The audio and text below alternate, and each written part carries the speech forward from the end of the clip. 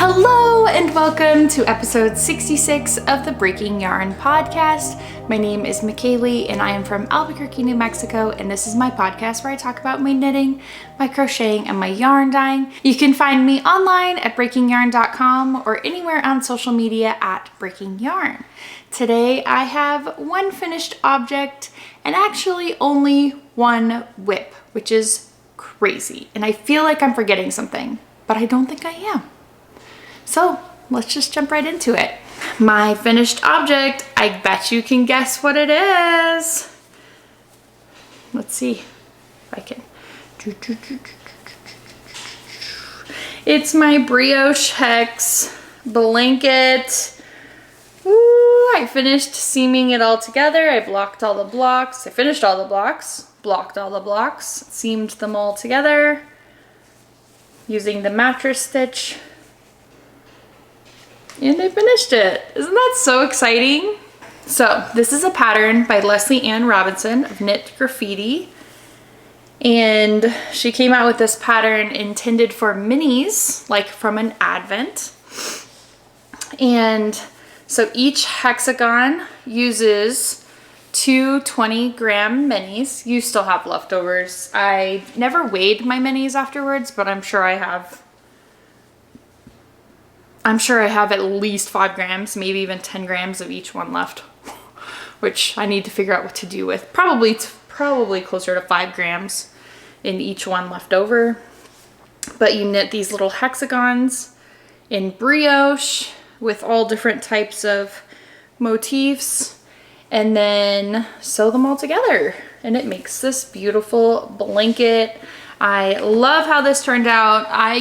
For the yarn, I used my 2023 Advent from Pretty Twisted Yarns. And I thought this would be a great pattern for it because it's very bright and fun. And this was just an absolute joy to knit, to make.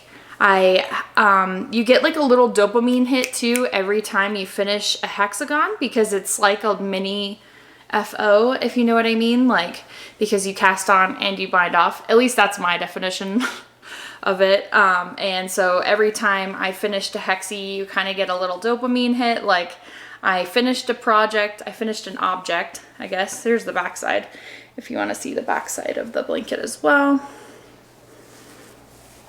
There might be a few scraggly ends that I need to just cut off from my mattress seaming. But yeah, so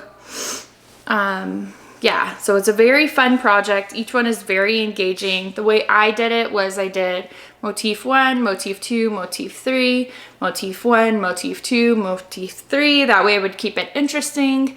I think if I were to do it again, I might just do all motif 1, all motif 2, all motif 3. That way I don't forget how to do the decreases because each time I started the new one, I had to look it up again. Okay, which one is the BR left slanting decrease, which one is the, and I had to look it up on YouTube each time to watch a tutorial, like, okay, I got it right in my head, just because it had been a while since I had done that decrease, so I wasn't 100% sure, like, I just wanted to make sure I was doing it right, but it does take a little bit extra time, and then I have to kind of like read the pattern again, so I don't know, if I were to do it again, I would probably do all the same motifs at one time, like in a row, so that you can kind of just get into the rhythm and not have to like read the pattern every time and look up YouTube videos. But that's just my tip on that. But it also kept it very engaging to do 1, 2, 3, 1, 2, 3, 1, 2, 3, 1, 2, 3, so that it didn't get boring or that I didn't get like bored of it. So anyways, that is my finished object, my Briochex. I love it. I feel like I want it to be wider already. Like it's good enough for like a lap, little something. I'm a little cold, under the air conditioned air, but I like almost want it to be like bigger. So who knows, maybe in the future I can add on to it a few hexies or something just to make it a little bit bigger. But I enjoyed this project so much, and the pattern is very easy to follow and well written. Of course, all of Leslie's patterns are.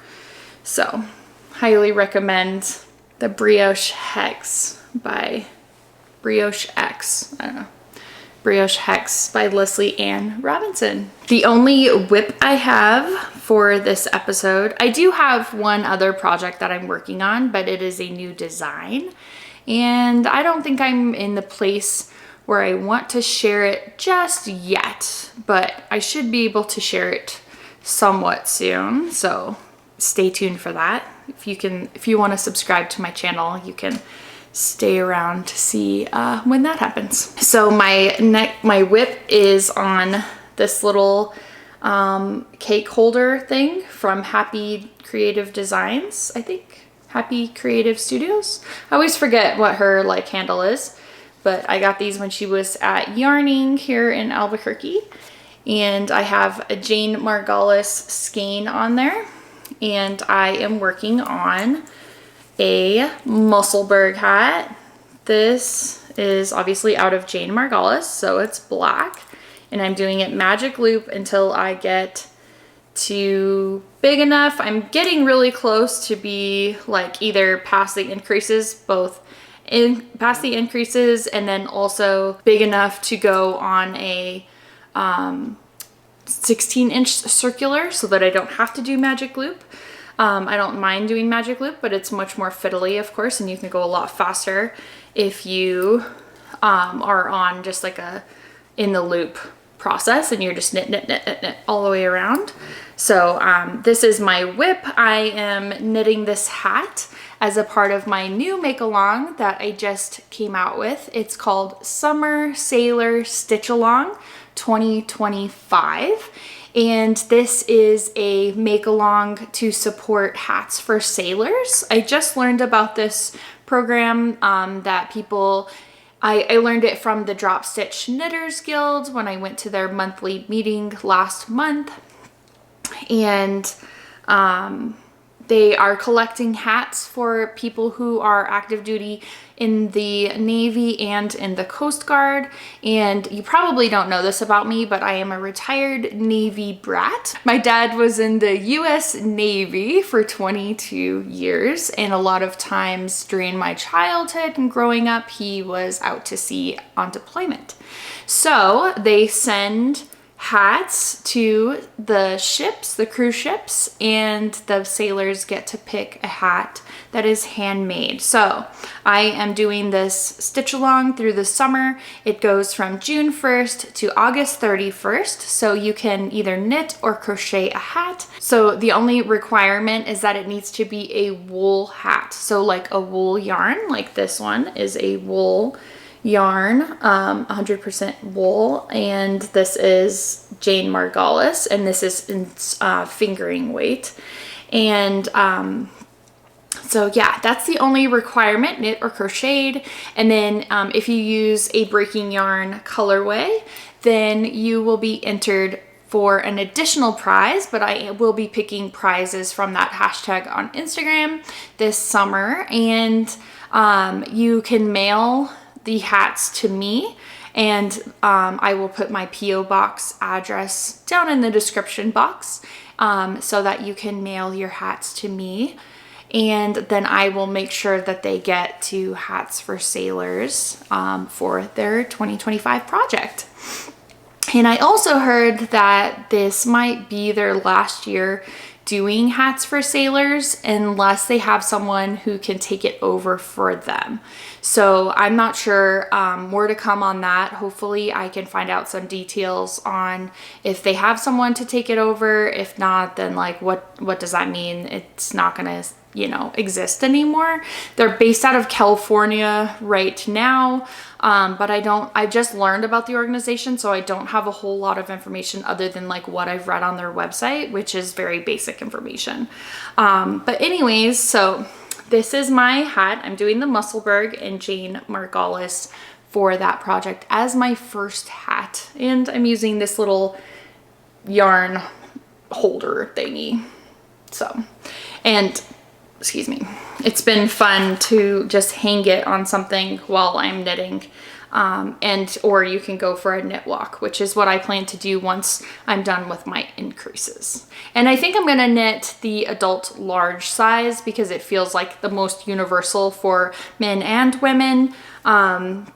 So anybody can pick that hat, and it's a black hat, so it's perfect for everyone. And yeah, I'm excited to send some hats to them. So you might remember that I finished my Crystal Meth socks colorway, or pattern, I guess. This is going to be, the pattern is through testing. So I heard back from all of my testers and I got test photos of their socks that they made in all different kinds of colorways, and it looks awesome in so many different things. I've gotten a lot of feedback about the German short row heel. A lot of people have said they never tried that before and they really enjoyed it. They like the way it fits, etc., etc. So I have a few pattern tweaks to make between now and the release date, which is Friday, June 6th. So this pattern, the Crystal Meth Socks pattern, will be releasing on Friday, June 6th. And I am so thankful for all of my testers who have test knit for me. They did a wonderful job and always provide such great feedback on the pattern, the clarity, how fun it was, all that stuff. So I really appreciate all my testers, and I'm gonna insert a few photos of my testers' socks here in this episode. Another thing for a bit of news is I have a pattern in the issue 2 of Knit Nation. I am so excited to have this featured in here. I won't be able to show you the whole thing because it is my pattern, but it's my Marie Schrader socks pattern is available in issue 2 of the Knit Nation newspaper. I talked about this newspaper on last episode. Here's a little snippet of me too about the designer, which is really fun. But I talked about this newspaper last episode because I was in issue 1 featured for my airport display at the Sunport, Albuquerque Sunport. At the Albuquerque International Sunport. And so I was very excited to be able to have one of my patterns featured in issue 2. It has the entire pattern and what yarn I used and that little snippet about me and who I am. So I really appreciate the Knit Nation team at the Kindness Company.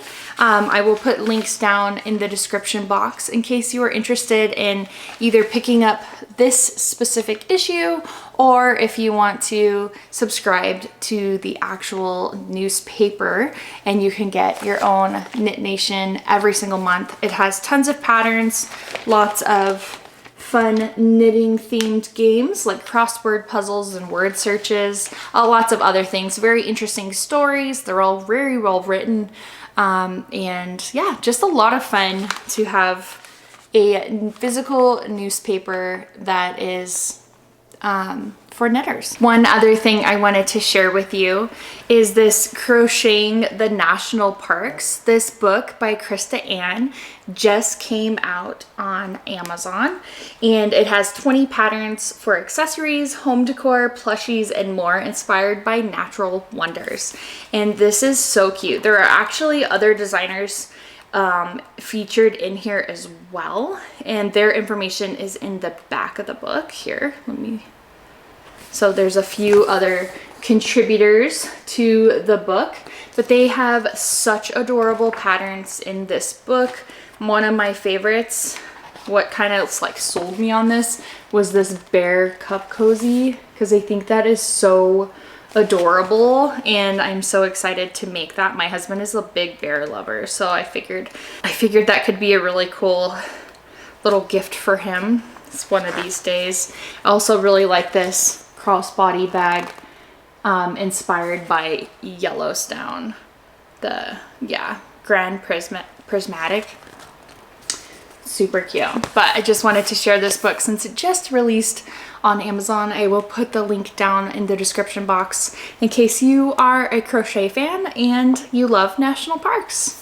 So the last thing that I have to do today is to announce the giveaway winner for the Boucle, oh my god, here we go, for the Boucle yarn giveaway from last episode. And my winner is Sarah May 8746. Congratulations to Sarah May. Please send me an email, breakingyarn@gmail.com, and I will get your shipping address and get those skeins over to you. Let me show you again. They are these 3 skeins here. These are DK Boucle, and they're all hand dyed by me in different experiment type ways.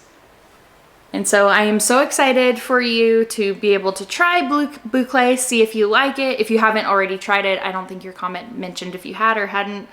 But yeah, let me know how you like them. And yeah, congratulations on winning that giveaway. So that's it for episode 66 of the Breaking Yarn podcast. Thank you so much for joining me. I hope you have a wonderful day, a wonderful week, and we'll see you next time.